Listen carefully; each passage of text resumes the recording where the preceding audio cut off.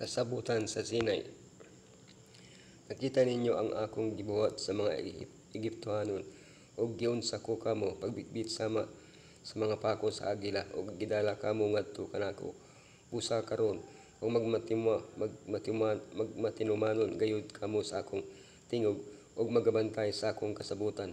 Kamo mahimong pinasahi ang bahandi alang kanako labaw sa tanang katawhan kay ang tibuok yuta iya kanako ug kamo mahimong gingharian sa mga saserdote ug usa ka balaan nga nasod. Ang pagtabok sa pulang dagat usa ka hinungdanon panaw sa Israel. Ang ikaduhang landmark mao ang pagpahayag sa balaod pinaagi sa baba sa Elohim mismo. Niadtong panahona nahimong balaan nga nasod ang Israel, nadawat nila ang mga lagda nga magagiyak sa ilang kinabuhi. Apan kini dili lang ang mga balaod sa relihiyon, sipil o paglawas, ang napulo ka mga sugo nga mao ang kasikaran sa tanang balaod, nagrepresentar sa kinaiya mismo sa Elohim, ug busa dili lang kini alang sa Israel, kundi alang sa tanang anak sa Elohim. Ang paghatag sa balaod, ang mga nakadawat sa balaod, ang tagahatag sa balaod, ang napulo ka sugo, ang kahulugan sa balaod, mga gimbuhaton sa balaod, ang balaod ingon nga saad, ang balaod ingon nga katumaanan o tumong. Ang paghatag sa balaod, ang nakadawat sa balaod, kamo mismo na nakakita sa akong gibuhat sa Ehipto o giunsa ko kamo pagbitbit sa mga pako sa agila o pagdala sa kaninyo ngari kanako.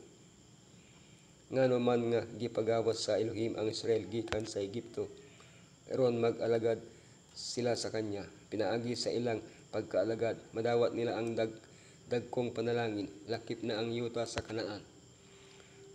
Paglabay sa katulong bulan human sa ilang panggikan sa Ehipto, nagtigom sila sa daplin sa bukid sa Sinai. Dito gitukod ang sukaranan sa pagkatawo sa nasod nga Israel, nagpasabot ang Elohim og kasabutan kanila og ilang gidawat kini. Sa pagdawat sa kasabutan unsa may mahimong Israel, balaan nga katawhan, magpahinungod sila sa Elohim o magpadayag sa iyang kainaiya. Kingharian sa mga saserdote, magkonektar sila sa ubang mga tawo ngadto sa Elohim o mga tudlo sa iyang mga balaod.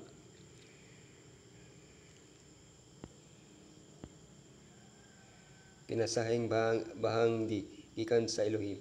Himuon sa Elohim ang Israel nga usa ka kasangkapan sa pagpasanag sa kaibalo mahitungod kanya ngadto sa tibuok kalibutan. Ang tagahatag sa balaod, ang bukid sa Sinai natabunan sa aso, kay ang Ginoo misulod ni ini diha sa kalayo. Ang aso misaka sama sa aso gikan sa hundo ug ang tibuok bukid nag-urog pag-ayo. Ang pagpadayag sa balaod sa Elohim sa bukid sa Sinai, usa ka mahimayaon og makalilisang mga paghitabo. Walay tawo nga andam sa ani mga paghitabo, busa ginakahanglan ang mga maghinlouna ang katawhan og magpabilin sa husto nga gilay aron dili sila matunaw sa himaya sa Elohim. Nganon man nga gikinahanglan ang maong pagpangandam. Ang mga pulong nga isulti sa Elohim pagpadyag kini sa iyang kaugalingong kinaiya. Ang pagtuman niini mao ang kinabuhi, ang pagsupak niini mao ang kamatayon. Kinahanglan nga hingpit nga masabtan sa Israel ang kabug-at o kahulugan sa mga pulong sa kasabutan. Ang napulo ka mga sugo, duha ka bersyon sa balaod ang gisulat, ang usa sa pagsugod sa Exodo ug ang usa pa sa isip kabahin sa tapos ang mga pamulong ni Moises sa dili pa sila mosulod sa Kanaan.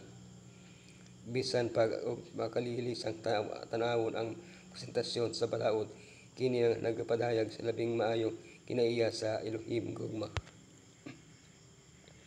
Ang napulo ka mga sugo, ako mao ang Ginoo nga inyong Elohim nga nagkapagawas sa kaninyo gikan sa yuta sa Egipto, gikan sa yuta sa pagkaulipon.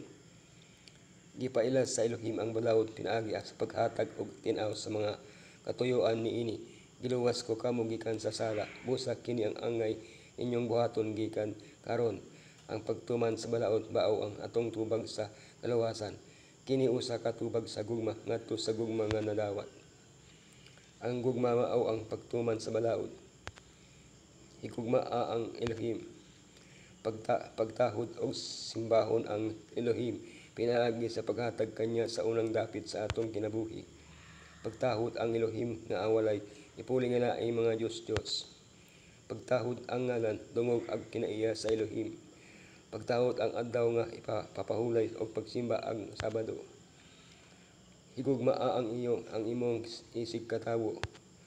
Pagtahod ang imong mga ginikanan. Pagtahod ang kinabuhi.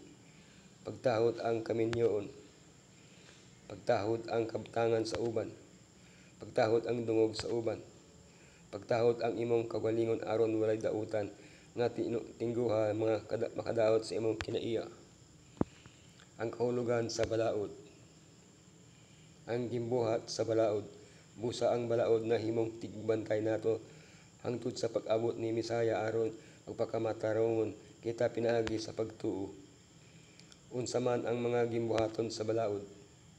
Nagkapugong kita sa buhat sa dautan. Nagapadayag sa atong sala. Naghatag kagawasan. Naghatag kalinaw. Naghatag kalampusan. Nagapadaya o sa atong sala. Nagadala kitang ngadto kang Misaya. Ang kaluwasan wala nagalakip sa mga bulahaton sa balaod. Ang balaod sama sa usa ka espiyo nga nagpakita sa atong mga sala. Ang pagbungkag sa espiyo dili makatangtang sa hugaw. Ang pagpakabuta niini dili usab makatabang apan kung wala ang espiyo. Ang balaod dili nato mahibal-an ang mga hugaw ta ug wala ta mangita sa panyo si Misaya aron limpyuhan kita. Klaro ang pulong sa Biblia, maayo ang balaod. Ang pamamalandong niini kalipay. Pagkahigugma ko sa imong balaod, ginapanam kon ko ini adlaw og gabii. Ang balaod isip usa ka saad, ug gipadayag niya kaninyo ang iyang kasabutan nga iyang gisugo nga buhaton ninyo ang napulo ka pulong ug iyang gisulat kini sa duha ka lapyahan nga bato. Orihinal nga Hebreohanon. Sa pinulongan Hebreohanon sa tanang higayon nga gihisgutan ang napulo ka mga sugo, gitawag kini og napulo ka pulong. Hunahunahon nato kini o kung muingon kita gisaad nako o gihatag nako akong pulong unsa may atong pasabot. Sa tinuod wala ta naghatag og butang apan nagbuhat sa og saad atong gipasalig nga buhaton nato ang usa ka butang nga tunod unay. Busa ang Hebreohanon nga ugat nga pulong nga dabar pwede hubaron nga pulong o saad. Panaglingitan wala giyot mapakyas bisan usan sa iyang mga pulong dabar sa tanong maayong saad dabar iyang gisaad ginaagi sa iyang alagad nga si Moses. Ang napulo ka mga sugo mao ang napulo ka mga saad nga gihatag sa Elohim kanato aron giya sa atong hustong dalan. Ang balaod ingon nga katapusan tumong kay si Misaya mao ang katapusan sa balaod alang sa pagkamatarong sa tanang motuo. Ang pulong nga katapusan nga gigamit ni Pablo sa Roma 10:4 alang sa balaod mao ang pulong nga telos. Unsa man ang kahulugan sa maong pulong. Pangunang kahulugan ang punto nga nagsilbing katuyoang o tumong. Ubang kahulugan konklusyon, pagtapos, resulta o tumong. Ang tukmang kahulugan magdepende sa konteksto sa pulong nga gigamit. Kung hubaron naton kini nga si Misaya mao ang pagtapos sa balaod, wala na untay balaod sukad sa pagkamatay ni Yeshua. Busa wala na puy sala. Magkontra si Pablo sa iyang kaugalingon. Apan kung hubaron nga si Misaya mao ang tumong sa balaod, konsistente si Pablo. Nagapadayon gihapon ang balaod ug nagapadulong kini kang Misaya. Ang balaod dili gisulti niadtong panahona alang lamang sa mga Hebreohanon. Gihatagan sila og dungog sa Elohim pinaagi sa paghimo kanila mga magbalantay og magtutuman sa iyang balaod apan kini gisalig kanila ingon nga usa ka balaan nga katungdanan alang sa tibuok kalibutan. Ang mga sugo sa napulo kakasuguan angay para sa tanang katawhan ug gihatag kini alang sa pagtulon og paghahom sa tanan napulo ka sugo mubo kompleto ug may gahom naglangkob sa katungdanan sa tawo ngadto sa Elohim ug sa iyang pagsigkatawo ug kini katanan nakatukod sa dakong prinsipyo sa gugma.